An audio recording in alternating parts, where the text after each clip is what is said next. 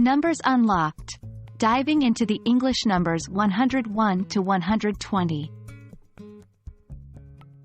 Hello everyone, and welcome to our video today. I'm your guide through the exciting world of the English language. Today, we're going to take a closer look at cardinal numbers, specifically focusing on numbers between 101 and 120.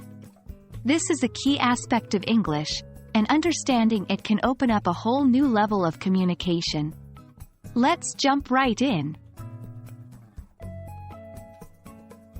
Firstly, what are cardinal numbers? Cardinal numbers are numbers that denote quantity.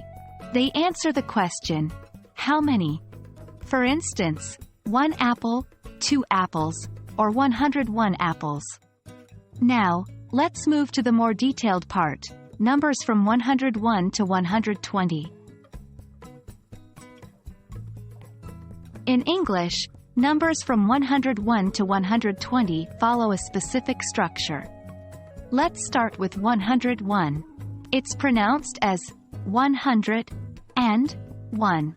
Here, and is usually optional in American English but quite common in British English. So, 102 is 100 and 2, 103 is 100 and 3, and so forth until 109.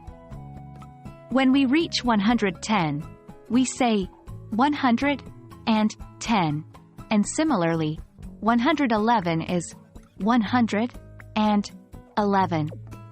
You might notice that from 110 onwards, we don't say 10 and 1 for 11.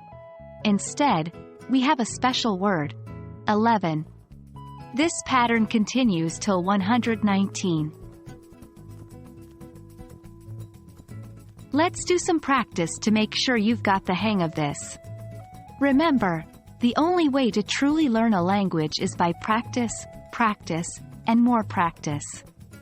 104 100 and 4, 115 100 and 15, 118 100 and 18, 120 100 and 20.